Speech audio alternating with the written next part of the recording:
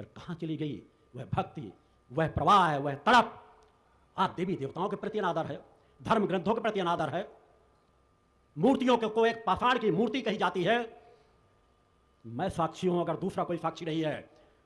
जिस मशीनों को, विज्ञान को चुनौती देता हूं, उनसे जहां मुझे गुजारना चाहे गुजार दें। मैं कहता हूं कि मूर्ति तुम्हारे दुखों को देख करके रोती है, उसके आंसू बहते हैं। तुम्हारी प्रसन्नता को देखकर मूर्ति प्रसन्न होती है। मूर्तियों के सामने भी सच्चे मन से जो प्रार्थना की जाए, मूर्तियां स्वीकार करती हैं। बोल गुरुदेव भगवान की जय। मगर वैसी अटूट भक्ति, वैसी निष्ठा तुम्हारे अंदर होनी चाहिए। वह भक्ति अपने अंदर पैदा करो। वैसे तो मैं साधना के अपने अनुभव को कभी बीच में किसी को अवगत नहीं कराता, मगर अपनी एक महत्वपूर्ण साधना के कालखंड के कुछ क्षण आपको बता रहा हूं। मेरा भी परम सत्ता ने अहंकार चूर किया था। वैसे तो माता आदिशक्ति जगदम्बा की भक्ति की आराधना में कभी मुझे अहंकार स्पर्श भी नहीं कर गया, मगर महत्वपूर्ण साधनाओं के जुलाई 1985 की घटना बता रहा हूं। बचपन से मेरी आध्यात्मिक पूरी यात्रा थी, अनेकों साधनाओं को संपन्न कर चुका था। कोई कामना नहीं थी कि मैं धर्म गुरु बनूं, मैं समाज का मार्गदर्शक बनूं। बस माता आदिशक्ति जगदम्बा की पूर्ण कृपा, उनके दर्शन प्राप्त करना चाहता था।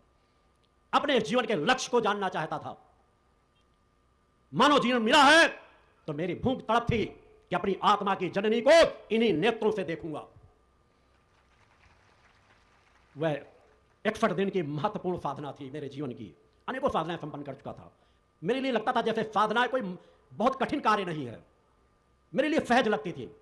जब भी चाहता था 2 साल 3 साल के अनुष्ठानों को, 11 दिन की साधना, 21 दिन की साधना, क्योंकि कोई लिप्तता और किसी चीज से थी ही नहीं। जब बैठ जाता था साधना तृप्त से पूर्ण होती थी। 61 दिन की जब साधना का संकल्प लिया तो 85 में, कहां से 2500 साल पहले की, जहां 30-40 साल पहले की शारीरिक क्षमता भी और अधिक थी। शारीरिक क्षमता तो मैंने अपने आप में हमेशा बना करके रखी है। आज मैं उसी ताकत का जीवन जीता हूं, उसी सामर्थ्य का जीवन जीता हूं, उसी चेतना का जीवन जीता हूं। 61 दिन की महत्वपूर्ण साधना थी। 50 दिनों की साधना पूर्ण हो चुकी थी। साधना का चरम चल रहा था। कुछ लोग ही उस साधनाओं के साक्षी थे, जो एक एकांत स्थान में चल रही थी। बाकी वहां से 1-2 किलोमीटर पर गांव थे, मगर उस जगह लोगों का आना जाना कम था। हमारा एक तालाब के ऊपर एक मकान बना हुआ था। उस मकान पर एक गौशाला का निर्माण होने के लिए एक छोटा सा क्रम बनाया गया था, मगर उसके पहले ही मैंने उसी स्थान को कि इस जगह गौशाला के उपयोग में आए, उसके पहले मैं इसी जगह अपनी महत्वपूर्ण साधना को पूर्ण करना चाहता हूँ, जो मुझे शांत एकांत स्थानों की जरूरत थी। मैंने उस साधना के लिए 6 महीने पहले से अपने पूरे शरीर को साधना प्रारंभ कर दिया था। वैसे तो हमेशा मैं अपने साधनात्मक जीवन को उसी तरह साधता रहा हूँ, तैयार करता रहा हूँ, मगर वह महत्वपूर्ण साधना थी। उस साधना के लिए भी मैंने कई स्थानों का चयन करने के लिए यात्रा की, कई धार्मिक स्थानों की, मगर मेरा मन कहीं भर ना सका। अतृप्त नजर आया कि आज वही महत्वपूर्ण स्थल कहीं ना कहीं ऊर्जा विहीन होते जा रहे हैं। ऐसे स्थानों पर रहकर के वैसी महत्वपूर्ण साधना नहीं की जा सकती। उस यात्रा में, साधना में, जहां मुझे एक बूंद जल ग्रहण नहीं करना रहता था, 15 से 16 घंटे नित्य आहुतियां जलती थी। 2 बार बीच में आधा घंटे का विराम देता था सामग्री को पुनः तैयार कर, क्योंकि मैं किसी और दूसरे की मदद नहीं लेता था। पहले पूरी सामग्री को एक स्थान पर अपने उसी कक्ष में रख चुका था। अनेकों भयावह क्षण है वह, जिनका वर्णन मेरे साथ के लोग ही बता सकते हैं। कभी समय आएगा तो अवगत कराऊंगा कि प्रकृति ने अनेकों परिस्थितियां पैदा की। बरसात का मौसम था। साधना स्थली पर मां की कृपा से मैंने अपने आसन को थोड़ा सा ऊंचा करके बना दिया था। 6 इंच यज्ञवेदी मां का आसन था। सामग्रियां तख्त पर रखी हुई थी। खुद भूमि पर लेटता था। मात्र एक समय केवल 1 पाव दूध गाय का और 4 छोटे छोटे पराठे लेता था। मेरे पराठे जितना आप लोग एक कौर में खा जाएंगे उतने होते थे। ना नमक, ना सब्जी, ना कोई चीज। दिन भर 1 बूंद जल ग्रहण किए बगैर 15 से 16 घंटे सिर्फ यज्ञ में आहुतियां पड़ती थी। अनेकों लोगों ने वहां देखा एक सर्फ का आना, कि सर्फ किस तरह आकर जब मैं थोड़ी देर लेटता था तो सर के पीछे बैठ जाना, पानी के छींटे डाल करके मैं उसे बाहर निकाल देता था। मेरे वे परिजन आज भी मौजूद हैं। मेरी धर्म पत्नी भी उस समय वहीं पर थी। उन्होंने भी उन सभी चीजों को देखा है। मैं मौन व्रत रह करके अपनी साधना में लगा हुआ था। कई दिन ऐसे गुजरे जब उसमें पानी ऊपर से गिर गया, कमरे में, कक्ष में भर गया। मेरे लेटने की भी जगह समाप्त हो गई। कई दिन गुजर गए। रीढ़ की हड्डी को सीधा भी करने का मौका नहीं मिला, क्योंकि पानी पर सोया नहीं जा सकता था। बरसात का मौसम था, किसी की ज्यादा मदद नहीं ले सकता था। गीला हो चुका था पूरा स्थान। 4-4, 6-6 इंच पानी भर जाता था। साफ करके जो थोड़ा सा समय बचता था निकाल के बाहर करता था। मगर वे तो मेरे लिए कोई मायने नहीं रखते थे। ललक तड़प जब अपने इष्ट से हो जाए तो कैसी नींद, कैसा विश्राम, मगर शरीर तो शरीर होता है। भीषण बुखार की स्थिति पैदा हुई, गला रुंध गया,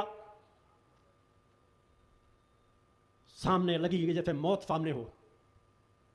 एक एक आहुति डालने के लिए हाथ नहीं उठ पा रहे थे, फिर भी कई दिनों तक साधना करता रहा। पूरा शरीर लग रहा था फट करके बाहर हो जाएगा। एक दिन ऐसा भी आया, 3 बार स्नान करता था, चाहे बुखार हो चाहे कुछ भी हो। प्रयास करके आसन तक तो बैठ गया जाकर, मगर हाथ उठाने की सामर्थ्य नहीं थी।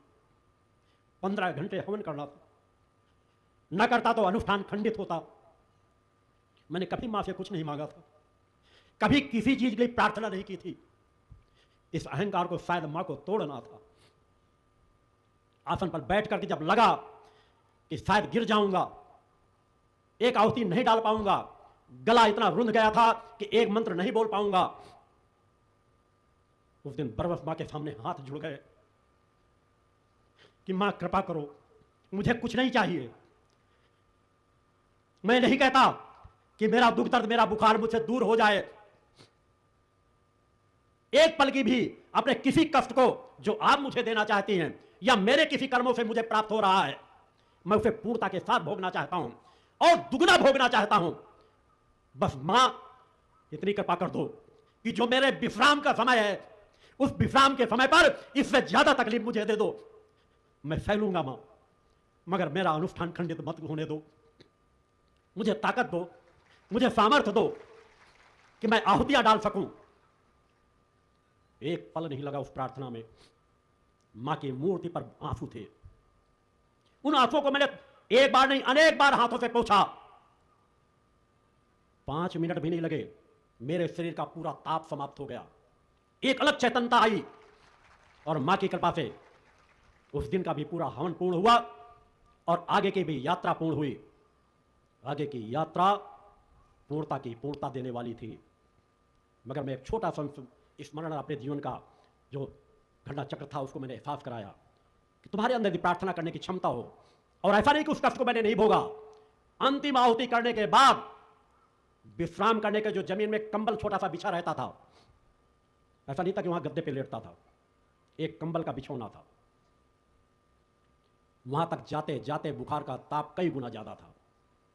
बेसुध शरीर रहा रात में। प्रातः फिर चेतनता से उठा, फिर मैंने अपनी आहुतियां की। आती हैं घटनाएं, स्थितियां आती हैं, मगर यदि आपके पास लगन हो, निष्ठा, विश्वास, समर्पण हो, तो कण कण में माता आदि शक्ति जगत जननी जगदम्बा मौजूद है।